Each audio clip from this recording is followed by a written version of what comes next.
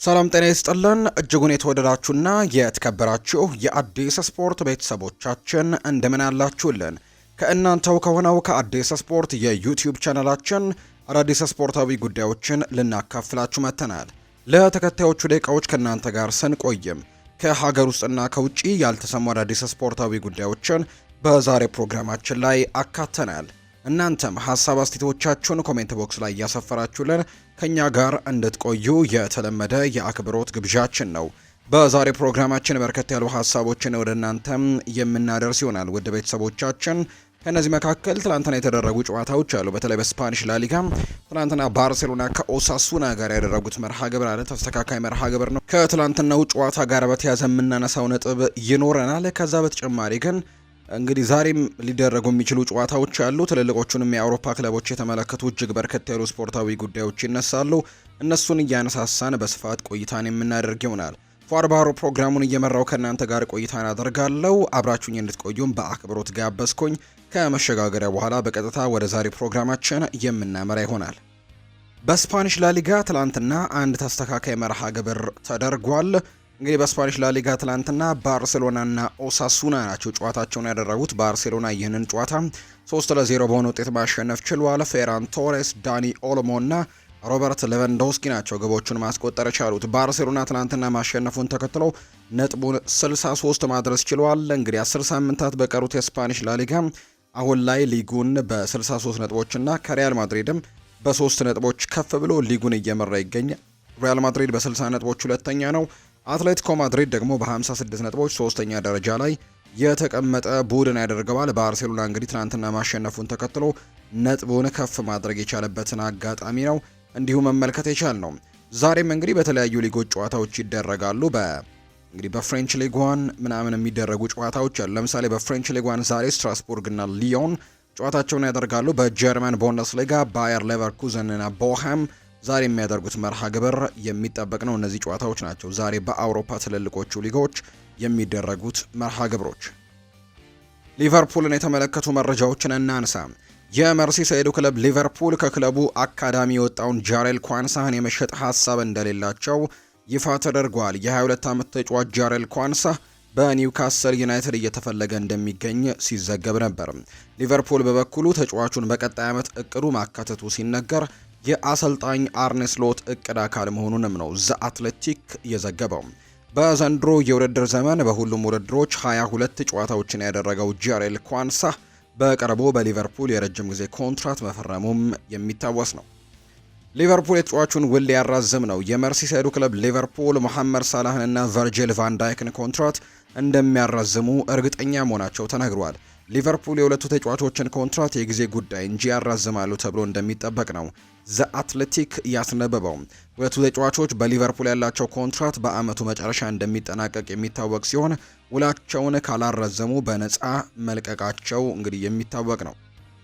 በዚህ ሰዓት በሊቨርፑል ቤት ውስጥ በቀኝ ተከላካይ ቦታ ላይ ከሚሰጠው ፍላጎት ይልቅ የግራ ተከላካይ ቦታ ላይ የሚሰጡት ፍላጎቶች ትልቅና ልዩ ናቸው።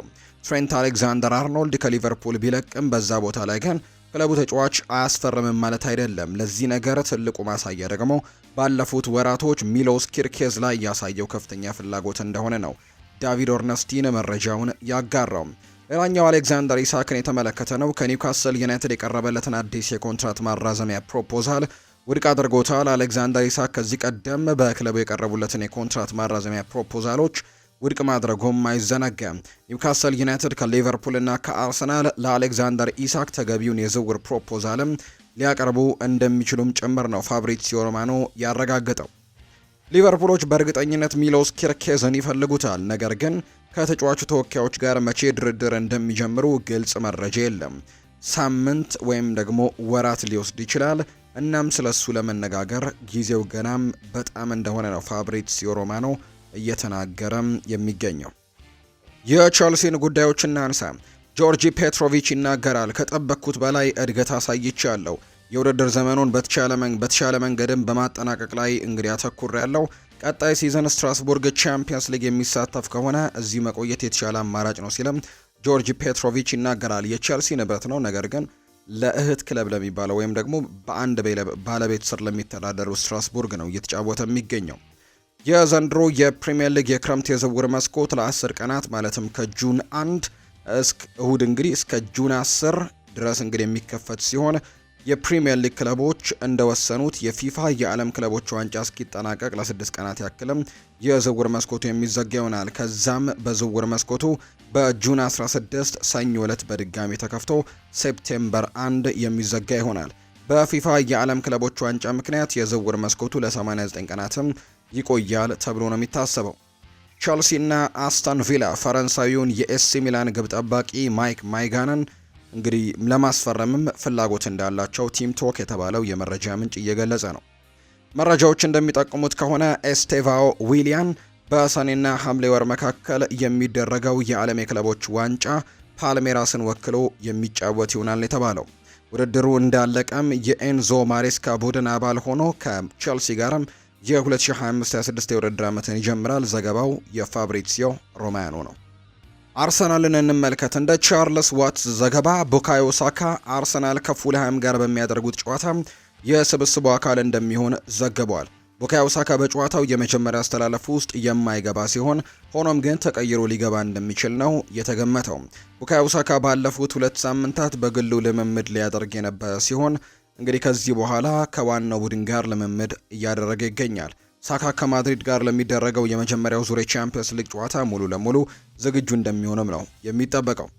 ዴክላን ራይስ ባለፉት 6 ጨዋታዎች በ5 ግቦች ላይ ቀጥተኛ ተሳታፊ በመሆን ድንቅ ጊዜን አሳልፈዋል። በ6 ጨዋታ 5 የግብ ተሳትፎ ከፒኤስቪ አይንድሆቨን ጋር አሲስት አድርጓል። ከማንቸስተር ዩናይትድ ጋር ጎል ማስቆጠር ችሏል። ከዛ በተጨማሪ ደግሞ እንደገና ከፒኤስቪ አይንድሆቨን ጋር ጎል አስቆጥሯል። ከአልቤኒያ እና ከላቲቪያ ጋር ያደረጋቸውን የብሔራዊ ቡድኖች ጨዋታ እንዲሁ በአሲስት መድመቅ የቻለባቸው ጨዋታዎች እንደነበሩ የምናስታውሰውና ጥሩ ጊዜያቶችን እያሳለፈ ነው ዴክላን ራይስ ባለፉት 6 ጨዋታዎች። በጥሩ የተጫዋቾች የዝውውር መጠናቀቂያ አካባቢ አርሰናልና ሪያል ሶሴዳድ በዙቤሜንዲ ጉዳይ ከስምምነት መድረሳቸውን ሰምተን ነበረ። ቢሆንም የዚህ ሳምንት መነጋገሪያ ግን ዙቤሜንዲ ወደ ማድሪድ የሚሉ ዘገባዎች እየበዙ ነው። በዝውውር መረጃ በጣም ታማኝ ከሚባሉት ዘጋቢዎች መካከል እንደ ዳቪድ ኦርነስቲን ጨምሮ ሌሎችም አርሰናል በእርግጠኝነት የክረምቱ የአርሰናል የመጀመሪያ ፈራሚ ዙቤሜንዲ እንደሚሆን በስፋት ዘግበው ነበር። አርቴታ ዙቤሜንዲን አሳምኖታል። ዙቤሜንዲ ወደ ሊቨርፑል ሊያቀና ተቃርቦ የነበረ ቢሆንም የተጫዋቹ ፍላጎት ግን እዛው ክለቡ መቆየት ነበር። ለምን? የአርሰናል ጥያቄን በመጠባበቅ ላይ ስለነበር። ማድሪድ ተጫዋቹን ቢፈልገውም ተጫዋቹ ግን በቂ መሰለፍ እድልን ማግኘት እንግዲህ ስለሚፈልግና ከሀገር ወጥቶ ወደ ሌላ ሀገርም ሊሄዶ እንግዲህ ራሱን መፈተሽ መፈለጉ ይበልጥ ወደ አርሰናል የሚያደርገው ጉዞም እንግዲህ እንዲሳካ ሊያደርገው ይችላል።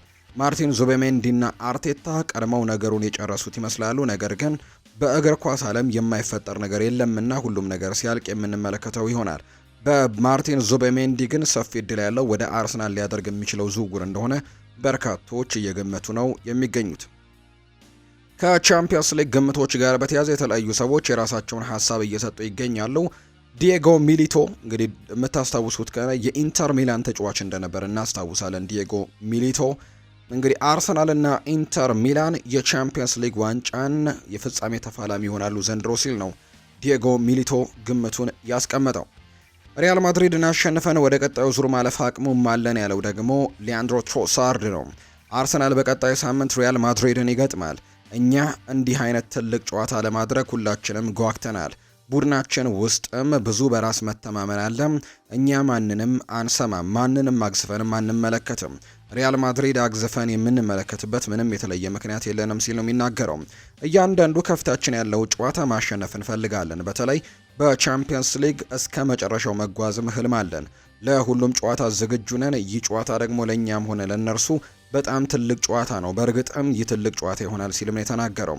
እኛ ቡድናችንን ምን ያክል አቅም እንዳለን እናውቃለን። ሁላችንም ለጨዋታው ዝግጁ ነን። እንደዚህ አይነት ትልቅ ውድድር ራሳችንን ማሳየት እንፈልጋለን። በተለይም በመድረኩ ደጋግሞ ሻምፒዮን መሆን የቻለው ቡድን ከሪያል ማድሪድ ጋር ለመወዳደርና በዚህ ውድድርም በተቻለ መጠን ወደፊት እንግዲህ መሄድም እነርሱን ጥለን ለማለፍም እንፈልጋለን። ይህንን ለማድረግ ደግሞ ቡድናችን አቅምም ብቃትም አለው ሲልም ነው የተናገረው። ይህ ጨዋታ ለእኔ ብዙ ትርጉም አለው። ብዙ ዓመት ስጠብቀው የነበረ ጨዋታ ነው። ከልጅነቴ ጀምሮ ከሪያል ማድሪድ ጋር እንግዲህ የመጫወት ህልም ነበረኝ። እናም በዚህ ጨዋታ ላይ ቡድኔ አቅም የፈቀደውን ያክል መርዳት እፈልጋለሁ፣ ከሪያል ማድሪድ ጋር ለመጫወትም ዝግጁ ነኝ ሲል ነው ሊያንድሮ ትሮዛርድ ሀሳቡን የሰጠው። አርሰናል እንግዲህ ሌላኛው የሚነሳው ዮሃን ጋርሲያን ለማስፈረም ትልቅ ጥረት ያደርጋል እየተባለ ይገኛል። ምክንያቱም ሚኬል አርቴታ ጋርሲያን የዳቪድ ራያ ተጠባባቂ ማድረግም ይፈልጋል። ተጫዋቹ አርሰናልን መቀላቀል የሚፈልግ ይመስላል። እስካሁን ሙሉ ለሙሉ ከስምምነት እንደደረሱ አላውቅም። እስከዛ ድረስ ግን ሁኔታው ክፍት ሆኖ ይቀጥላል ሲል ነው ዳቪድ ኦርነስቲን ሀሳቡን የተናገረው። አርሰናል ቡካዮ ሳካን አዲስ ኮንትራት ለማስፈረምም ይፋዊ ንግግሮች በቅርቡ ይጀምራል ተብሎ እንደሚጠበቅ ሳሚ ሞክቤል መረጃውን አጋርቷል። ማንቸስተር ዩናይትድን የተመለከቱ መረጃዎችን እናንሳ። ዩናይትድ ዲብሊንግን ማስፈረም ይፈልጋል። ማንቸስተር ዩናይትድ ለማስፈረም ኢላማ ካደረጋቸው ተጫዋቾች መካከል የሳውዝሃምፕተኑ አማካይ ታይለር ዲብሊንግ አንደኛው መሆኑ ተገልጿል። ማንቸስተር ዩናይትዶች ለረጅም ጊዜ ተጫዋቹን ሲከታተሉት እንደነበር ከዚህ በፊትም ሲዘገብ እንደነበር የምናስታውሰው ነው። ሳውዝሃምፕተን በበኩሉ ለ19 ዓመቱ ታይለር ዲብሊንግ ዝውውር 100 ሚሊዮን ፓውንድ እንደሚፈልጉ ነው ፋብሪዚዮ ሮማኖ ያስነበበው። ሳውዝሃምፕተን ተጫዋቹን በአሁኑ ሰዓት በሚጫወትበት የሜዳ ክፍልም ከዓለም ምርጥ ተጫዋቾች አንዱ ነው የሚል እምነት እንዳላቸው ነው የተዘገበው። የእንግሊዝ ፕሪምየር ሊግ የወርሃ መጋቢት ምርጥ ተጫዋቾችና አሰልጣኞችን ለመምረጥ እጩዎች ይፋ ሲደረግ ከማንቸስተር ዩናይትድ በተጫዋችነት ብሩኖ ፈርናንዴዝ እንዲሁም በአሰልጣኝነት ደግሞ ሩበን አሞሪም መካተት ችለዋል። አሰልጣኝ ሩበን አሞሪም ማንቸስተር ዩናይትድን እየመሩ በወሩ ካከናወኗቸው 2 የሊግ ጨዋታዎች በአንዱ ድል ሲቀናቸው በአንዱ ደግሞ ነጥብ ተጋርተዋል። በእነዚህ 2 ጨዋታዎች ማንቸስተር ዩናይትድ 4 ግቦችን ሲያስቆጥር ያስተናገደው የግብ ብዛት ደግሞ 1 ብቻ ነው። በግሉ ድንቅ የውድድር ዓመትን እያሳለፈ የሚገኘው ፖርቱጋላዊው አማካይ ብሩኖ ሚጌል ፈርናንዴስ በበኩሉ በወሩ በተመሳሳይ ባደረጋቸው 2 የሊግ ጨዋታዎች 2 ግቦችን ሲያስቆጥር 2 ደግሞ ግብ የሆኑ ኳሶችን አመቻችቶ ማቀበል የቻለ ተጫዋች ነው። የኮቢ ማይኖ ወኪሎች የተጫዋቹን ፍላጎት አሳውቀዋል። ማንቸስተር ዩናይትድ የ19 ዓመቱን የመሃል ሜዳ ተጫዋች ኮቢ ማይኖን ውል ለማራዘም በድርድር ላይ እንደሚገኝ ይታወቃል። የተጫዋቹ ወኪሎችም ኮቢ ማይኖ የማንቸስተር ዩናይትድ የረጅም ጊዜ እቅድ አካል መሆን እንደሚፈልግና ለረጅም ዓመታትም በማንቸስተር ዩናይትድ ቤት መቆየት እንዲሁ ዘላቂ በሆነ መልኩ ማገልገል እንደሚፈልግ አጥብቀው እየገለጹ ነው። በአሁኑ ሰዓትም ሁለቱም ወገኖች በኩል ተጫዋቹን ውሉ እንዲያራዝምም ጥሩ በራስ መተማመን እንዳለ ነው ግሬም ቤሊ መረጃውን ያጋራው። በሄድኩበት ቦታ ሁሉ በሰፊው የማወራው ስለ ማንቸስተር ዩናይትድ ነው ብሏል። አንቶኒ ነው ይህንን ሀሳብ የሰጠው። ከክለቡና ከኤሪክ ቴን ሃግ ጋር ስላሳለፈው ነገር፣ ስለ ቀመስኳቸው ክህሎቶችና ስላከናወንኳቸው ዋንጫዎችም ደግሞ ሁሉ አመስጋኝ ነኝ ሲል አንቶኒ ይናገራል።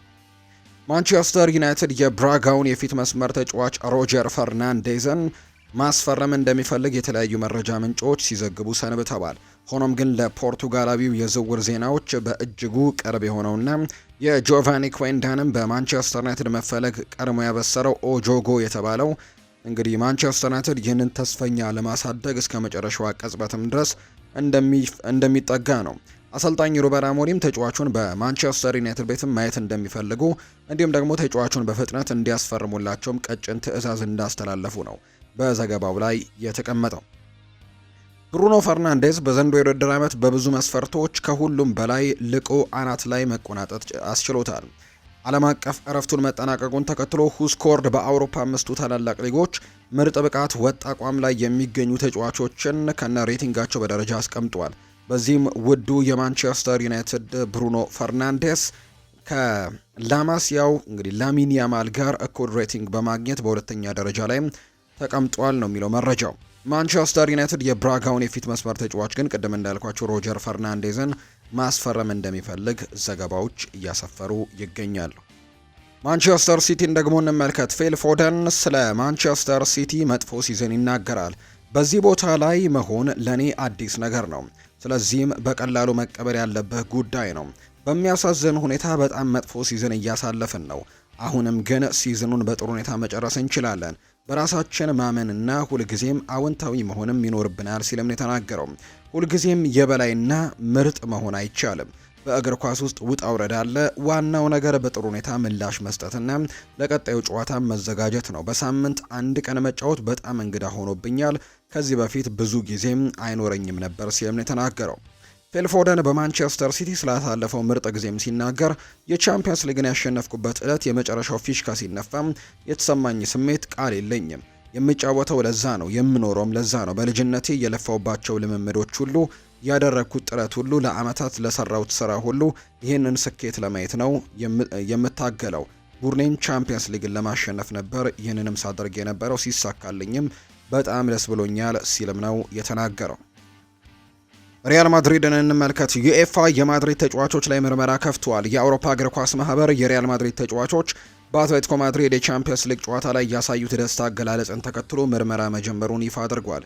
ምርመራ የሚካሄድባቸው ተጫዋቾች አንቶኒ ሩዲገር፣ ኬሊያን ምባፔ፣ ቪኒሲዮስ ጁኒየር እና ዳኒ ሴባዮስ መሆናቸውን የተገለጸው ተጫዋቾቹ ምርመራው የተከፈተባቸው ከአትሌቲኮ ማድሪድ ጨዋታ ድል በኋላ ባሳዩት የተለያዩ ምልክቶች ምክንያት መሆኑን የተገለጸው አትሌቲኮ ማድሪድ በበኩሉ የሪያል ማድሪድ ተጫዋቾች ከጨዋታው በኋላ ባሳዩት ነገር ቅር መሰኘቱን ለዩኤፋ ቅሬታ ማቅረቡን ነው የስፔን መገናኛ ብዙኃን ያስነበበው። ተጫዋቾቹ ጥፋተኛ ሆነው የሚገኙ ከሆነ በቀጣይ የቻምፒየንስ ሊግ ጨዋታ ሊቀጡ እንደሚችሉ ነው እየተዘገበ የሚገኘው። አርሰናል ያስፈርመዋል ተብሎ የሚጠበቀው የሪያል ሶሴዳዱ አማካይ ማርቲን ዙቤሜንዲ በሪያል ማድሪድም ይፈለጋል መባሉ እውነት አለመሆኑን ነው እየተገለጸ የሚገኘው። አርሰናሎች ስፔናዊውን የ25 ዓመት አማካይ ማርቲን ዙቤሜንዲን በሚቀጥለው ክረምት ለማስፈረም በመስራት ላይ እንደነበሩ ይታወሳል። አርሰናል ስፔናዊውን አማካይ ማርቲን ዙቤሜንዲን በክረምት ላይም ቡድኑን ይቀላቀላል ብለው በመጠበቅ ላይ መሆናቸውን ዘ አትሌቲክ ዘግቧል። አርሰናል የተጫዋቹን ዝውውር 100% ስለማጠናቀቁ በግልጽ ባይታወቅም በዝውውሩ ላይ ግን ትልቅ ስራን ሲሰሩ እንደነበር ነው የተነገረው። አርሰናል በቅርብ የሚሾመው ስፖርቲንግ ዳይሬክተር ስራውን ሲጀምርም በጉዳዩ ላይ አዲስ ነገሮች ሊሰሙ እንደሚችሉ ተጠቁሟል። ዳኒ ካርቫሃል ይናገራል። እኔ ካጋጠሙኝ ልዩ ምሽቶች ማንቸስተር ሲቲን ያሸነፍንበት የቤርናቢው ጨዋታ አንዱ ነው። እነዚያን ግቦች በተጨማሪ 6 ደቂቃዎች ውስጥም ስናስቆጠር ድባቡ የተለየ ነበር። በጊዜው እርስ በርሳችን ተያይተን ነበር፣ እናም ደግሞ በጣም ጥሩ ስሜትም ነበር የተሰማን ሲል ይናገራል ዳኒ ካርቫሃል። ዴን ሆይትሰን ወደ ሪያል ማድሪድ የመሄድ እድል አለው፣ ክለቡም ተጫዋቹም ያደንቃል። ነገር ግን ሪያል ማድሪዶች ራኡል አሴንሲዮን ካገኙ በኋላ ሌላ ተጨማሪ የመሀል ተከላካይ ያስፈልጋል በሚለው ጉዳይ ላይ መወሰን አለባቸው። እናም ይህንን በተመለከተ በቅርቡ ውሳኔ ይደረጋል ተብሎ እንደሚጠበቅ ነው ፋብሪዚዮ የዘገበው። ሪያል ማድሪድ የትሬንት አሌክዛንደር አርኖልድን ዝውውር ለማጠናቀቅም ይፋዊ ሰነዶችን መለዋወጥ ጀምረዋል። በመጨረሻም ስምምነቱ ሲጠናቀቅ ለሊቨርፑል የሚነገራቸውም ይሆናል ሲል ነው ፋብሪዚዮ የተናገረው። የሪያል ማድሪድ አስተዳዳሪዎች ኢላማ የሆነው የቀድሞ የሪያል ማድሪዱ እንግዲህ ሻቪ አሎንሶ በጋዜጣዊ መግለጫ ላይ ለመገናኛ ብዙሃንም ወደፊት ከባየር ሌቨርኩሰን መልቀቅ ስለሚቻልበት ሁኔታ ተጠይቆ ምላሹን ሰጥቷል። ለመወሰን ምንም ነገር አልነበረም። ጥሩ ረፍት ነበር። እናም ይህ ረፍት ያስፈልገናል። አላማችን የመጀመሪያውን ሳምንት ማረፍና ሁለተኛውን ሳምንት ለቀጣዮቹ ጨዋታዎች ላይ ማተኮር ነበር። የኔና ሁሉም የተጫዋቾች ትኩረት ባለን ነገር ላይ ነው። ስለ ወደፊቱ ብዙም ማሰብ አልፈልግም። በግለሰብ ደረጃ ይህ የኔ ፍላጎት ነው። ነገር ግን ይመስለኛል የኔም የተጫዋቾቼም ፍላጎት አንድ ነው። አሁን ላይ የማስበው በዚህ ወቅት ላይ ትኩረት ማድረግን ብቻ ነው። ከዛ ውጪ ሌላ ስለምንም ነገር ምንም አላስብም ሲል ነው ሻቪ አሎንዞ በመግለጫው ላይ ተናገረው። የአሎንዞ መግለጫዎች በማንኛውም መልኩ ለሪያል ማድሪድ አበረታች ባይሆኑም የአንቸሎቲ መልቀቅ ዜና አስተዳደሩ በጉዳዩ ላይ ያለውን ጭንቀት የበለጠ እንዲጨምር አድርጎታል። ጣሊያናዊው ታክቲሽያን አሁን ላይ በብራዚል ብሔራዊ ቡድን ራዳር ላይ ብቻ ሳይሆን በሳዑዲ አረቢያ የሚገኙ በርካታ ቡድኖችንም በፋይናንሻል ጡንቻው ሊስቡት ይችላሉ ተብሏል። አንቸሎቲ በሪያል ማድሪድ ለመቀጠል ፍላጎቱን በተደጋጋሚ ደጋግሞ ተናግሯል። ነገር ግን የቡድኑ አካሄድ ግን ይህንን ቃል አስተዳደሩ በውድድር ዓመቱ መጨረሻ ላይ ከባድ ውሳኔን እንዲወስድም ሊገፋፋው ይችላል። ነገር ግን አሁን ላይ ብዙ መናገርና ውሳኔዎችን መወሰን አያስፈልግም። ምክንያቱም እንግዲህ ነጭ ለባሾቹ በላሊጋውና በአውሮፓ ቻምፒየንስ ሊግ ላይ በመሆናቸውና ሁሉም ነገር በእነዚህ ሁለት ዋንጫዎች ላይ መሰረት በመቻላቸው ነው እየተገለጸ የሚገኘው። አንጌ ፖስት ኮግሉ ሊሰናበቱ እንደሚችሉ መረጃዎች እየወጡ ይገኛሉ። አሁን ላይ የቶትናም ሆትስፐርሱ አለቃ የሆኑት አንጌ ፖስት ኮግሉ እንግዲህ በሚቀጥለው ክረምት ከክለቡ ሊሰናበቱ እንደሚችሉ ዘ አትሌቲክ አስነብበዋል። አሰልጣኝ አንጌ ፖስት ኮግሉ ቡድኑ እያሳየ በሚገኘው እንቅስቃሴን ተከትሎ ከፍተኛ የመሰናበት ስጋት ውስጥም መውደቃቸውን የተነገረው ቶትናም በቀጣይ አሰልጣኝ አንዶኒ ኢራኦላን ለመሾምም ከፍተኛ ፍላጎት እንዳለው እና የመጀመሪያው ኢላማ ማድረጋቸው ነው የሚነገረው። በአማራጭነት ግን አሰልጣኝ ማርኮስ ሲልቫ እና ቶማስ ፍራንክን በቶትናም ዝርዝር ውስጥ መካተታቸውን ዘገባው አሳይቷል። በሊቨርፑል መሪነት የቀጠለው የተወዳጁ የእንግሊዝ ፕሪምየር ሊግ የበረሃ መጋቢት የወሩ ምርጥ ተጫዋች እጩዎች ይፋ ተደርገዋል። በዚህ መሰረትም ቤልጋርዴ ከወልቭስ፣ አንቶኒ ኤላንጋ ከኖቲንግሃም ፎረስት፣ ብሩኖ ፈርናንዴስ ከማንቸስተር ዩናይትድ፣ ሚሊንኮቪች ከኖቲንግሃም ፎረስት፣ ዴክላን ዋይስ ከአርሰናል፣ ቫን ሄክ ከብራይተን በእጩነት መቅረብ ችለዋል። ሌላኛው በእንግሊዝ ፕሪምየር ሊግ የ2024-25 የውድድር ዘመን የወርሃ የካቲት የወሩ ምርጥ አሰልጣኝም 5 እጩዎች ይፋ ተደርገዋል። በዚህ መሰረትም አሰልጣኝ ሩበን አሞሪም ከማንቸስተር ዩናይትድ፣ አሰልጣኝ ኑኖ ኤስፕሬንቶ ሳንቶ ከኖቲንግሃም ፎረስት እና አሰልጣኝ ፋቢያን ሆርዚሊየር ከብራይተን በእጩነት መቅረብ የቻሉ 3ቱ አሰልጣኞች ናቸው። እግር ኳስን ከማቆም ለመቃረብ ወደ ባሎን ዶር ተፎካካሪነት በህይወት የትግል ሜዳ ውስጥም አስገብታ የምታፈርጥህ የምታነሳ አይነት ታዳጊ ነበር። አንድ እሱ እንግዲህ ላለ የብራዚሉ ታዳጊ ከተማ ነዋሪ ድህነት ብርቁ አይደለም። ገና እግሮቹ ጸንተው መቆም በጀመሩበት የህፃንነት ጊዜውም ኳስን ማንቀራቀብ ቢጀመርም ረሃብና ጥማቱ ግን አይጣል ነበር። እሱ የሚኖርበት ሬስቲንጋ እንግዲህ መናኸሪያነቱ በጣም የብዙ የተለያዩ ሰዎች እንደነበር ዘገባዎቹ ያሳያሉ። የአደንዛዥ ነገሮች እንግዲህ ማዘዋወር አንዱ የህይወቱም አካል ነበር። ወንብድናም እንደዛው። መቼም ሀገሪቱ ብራዚል ነችና ድክ ድክ ከሚሉ ህፃናት ጀምሮ ጺሙን እስካጎፈረ ጎልማሳ ሁሉም የእግር ኳስ ልክፍት ያዛቸው ናቸው። ምን ያደርጋል፣ ድህነት ግን ጢባ ጢቤ ይጫወትበታል። ነገር ግን ስመጥር የሀገሪቱ ተጫዋቾች የመሆን ህልምን ሰንቀው የሚጫወቱ ታዳጊዎች ድህነትን ለመሸሽ ሲሉ ወደ ሌሎች ነገሮች አዘዋዋሪነት ይገቡና ህልማቸው ይመክናል። የእሱም ህይወት እጣ ፈንታው ይህ ይሆን ነበር። ምስጋና ጠንክሮ እንዲሰራ ከልጅነቱ ጀመረ መስመር ላሳዩት እናቱና አጎቱ ይሁን። ራፋኤል ዲያስ ቤሉሴ ወይም ደግሞ በእግር ኳሱ ቤተሰብ ስም ራፊኒሃ በመባል የሚታወቀው የዛሬው የዓለማችን ኮከብ ህይወት ለረጅም ዘመናት የስኬት በሯን ጠርቅማ እያሰቃየች እንደነበር ይነገራል። ባደገበት ሬስቲንጋ የተባለችው ጎስቋላና ቀውጢ ከተማ ስር የሰደደው ድህነትም ምርጥ የእግር ኳስ ተጫዋች የመሆን ህልምን ከመሰነቅ አላገደውም። መንገዱ ግን እንግዲህ ሰውነትን በአጥንት የሚያስቀር እሳት ውስጥም ተፈትኖ የሚያሳልፍ ያክል የሚያሳቅቅ ነበር። ለታዳጊው ራፊኒሃ መጫወቻ ጫማ ቅብጠት ነው። ከመሰል ጓደኞቹና በጠዋት ተነስተው ራቅ ወዳለ አካባቢ ሄዱና የእግር ኳስ ጥማታቸውን ተወጥተው ግማሹንም እንግዲህ ወደ ሰፈራቸው ይመለሳሉ። የሚመለሱት ግን ምግብ በአፋቸው ሳይዞር ሊሆን ይችላል። የሚበሉት እድል ከቀናቸው ነው። አንዳንድ የረሃቡ ሲሞረሙራቸው ጎዳና እጃቸውን ለልመናም ይዘረጋሉ። ጎዳና ላይ ጫማ ሲያደርጉም ከእግር ኳስ ራስም አቧራ ለብሰው እንግዲህ በላብ የረጠበውን ሰውነታቸውን እንኳን ሳያጸዱ በዛለ ሰውነታቸው ወዲያ ወዲህ እየተንጎራደዱ ምግብ አብሉን ሲሉም የተመለከታቸው ሁሉ እንደ ወንበዴ ቆጥሮ ያልፋቸዋል። እንግዲህ አዝኖላቸው ጠብ የሚያደርግን ላይኖርም ይችላል። ለዚህ ነው ምን የመሰለ የእግር ኳስ ተሰጥኦ ያላቸው ታዳጊዎች ድህነት በስፖርት ሳይሆን በአጭሩ እንግዲህ በሌሎች ነገሮች ለማምለጥ ሲሞክሩ ህልማቸው በአጭር ተቀጭቶ የሚቀረው። ራፊኒሃ ግን ተስፋ ሳይቆርጥ ህይወት የምትሰጠውን በጸጋ ተቀብሎ ህልሙን ለመኖር ትግሉን ቀጥሏል። ከሁሉም ደግሞ የሚከፋው የቤተሰቡ ነገር ነበር። በአንድ ትንሽዬ ክፍል እሱ፣ እናቱና አባቱ፣ ወንድሞቹ፣ ጓደኞቹ እንዲሁ ከውሻና ከድመቶች ጋር ሳይቀር አብረው ነበር የሚኖሩት። እናቱ ቤተሰቧ ጦሙን እንዳያደር ያገኘችውን ስራ ሳትንቅ ሰርታ ታሳልፋለች። አባቱ ደግሞ የሌሎች ጭፈራዎች ትዕይንትም የሚያሳይ የሙዚቃ ቡድን አባል ነበር። ራፊኒሃ እድሜው 7 ዓመቱ ሳለ የወቅቱ የዓለማችን ኮከብ ተጫዋች የነበረው ሮናልዲኒሆ የልደት ቀኑን በማስመልከት የአባቱን የሙዚቃ ቡድን ይጋብዛል። አባቱም ራፊኒሃን ይዞ የሳምባ ጭፈራን ለባርሴሎና ኮከብ ለማሳየት ወደ ተጠሩበት ስፍራ አመራ። ሮናልዲኒሆም ራፊኒሃን እንዳየው ደረቱ ላይ አቅፎ ሳመው። ያን ጊዜ ራፊኒሃ ገደብ ወደ ሌለው የደስታ ዓለምም ለቅጽበት ሳይሆን ለሰዓታትም ገባ። ሮናልዲኒሆና ባርሴሎና ለዘላለም ሳይፋቁ በልቡ ታትሞም ቀሩ። ለባርሴሎና የመጫወት ህልሙም ያኔ ተጸነሰ። ህልሙን ለመኖር የሚገጥሙትን ፈተናዎች ፊት ለፊት መጋፈጥም ጀምሯል። ትልቁ ፈተናው ደግሞ ለሚኖርበት መንደር የሚዘጋጀው ቫርዚያ የተሰኘ የእግር ኳስ ውድድር ነበር። በውድድሩ በመንደሩ ነዋሪዎች አስተባባሪነት የሚዘጋጅ ነበር። ተሰጥኦ ያላቸው ነገር ግን እንግዲህ ነጋቸው ወደ እርግጠኛ ያልሆኑ በአካዳሚ የመታቀፍ እድልን ያላገኙ ታዳጊዎች ነበሩ የሚሳተፉበት። ጫማውን ማጥለቅ አይታሰብም። ተጫዋቾችን በነተበ ቲሸርትና ቁምጣቸው ወደ ሜዳ ይገባሉ። ከዚያ ላይ በሜዳ ውስጥም አቧራና እንግዲህ ደመና ሰማዩ እስኪሸፈንም ድረስ አካባቢውን ይሞላዋል። ጨዋታውን ለመመልከት የቆሙ ሰዎች ወደ እንግዲህ ይቆማሉ። በየጨዋታው መሀልም ሩምታዎችም ይሰማሉ። ያንን እየሰሙ ድንጋጤ በተሞላበት የእልህ ስሜትም እንግዲህ አለመጫወት ሞት ነበር። ይህ ሳያንስ ወደ መልበሻ ክፍላቸው ሲገቡ የተጋጣሚ ቡድን ደጋፊዎች ይመጡና ዛሬ ብታሸንፉን በህይወት ከዚች ሜዳ አትወጧትም የሚል ድምጽም ያሰሟቸዋል። ይህ ራፊኒያ ጠንካራና አይበገሬ እንዲሁም ችግሮችን መጋፈጥ የሚችል ተጫዋች አድርጎታል። የቫርዚያ ውድድር ላይ ተጫውቶ ያሳለፈ የትኛውም ተጫዋች አውሮፓ ላይ ያለ ተጽዕኖ የመቋቋም ብቃት አለው ብሎ በርካቶች ያምናሉ። እንዲያውም የተመልካቾች የተቃውሞ ጩኸት፣ ጫናና ማስፈራራት ሜዳ ውስጥም አስደናቂ ብቃት እንዲያሳይ እንደሚያነሳሳቸውም ይነገራል። በዚህ ሁሉ ተጽዕኖ ውስጥም ያሳለፈው ራፊኒሃ የቤተሰቦቹ ድጋፍ አልተለየውም ነበር። ዋጋ ከፍለውም ቢሆን የሚጫወትበትን ኳስ ገዝተውለት ልምምድ የሚያደርግ ዘንድ የትራንስፖርት ገንዘብ ሰጥተው ይሸኙታል። ይህ ጥረታቸው ደግሞ እግር ኳስ ለሱ መዝናኛ ሳይሆን ድህነትን ማምለጫ ጉዳይ እንግዲህ አድርጎ እንዲመለከትም አስገድደው።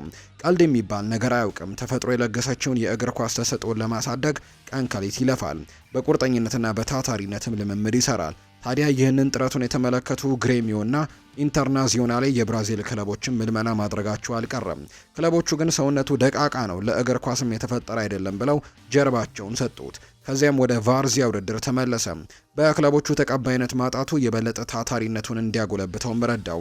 ሰዎችም እሱ ላይ ያላቸውን አመለካከት የተሳሳተ እንደሆነ ለማረጋገጥም በቁርጠኝነት ልምምድ ማድረጉን ቀጥሏል። ብዙም ሳይቆይ ህልሙ የሚኖርበትን አጋጣሚ አገኘ።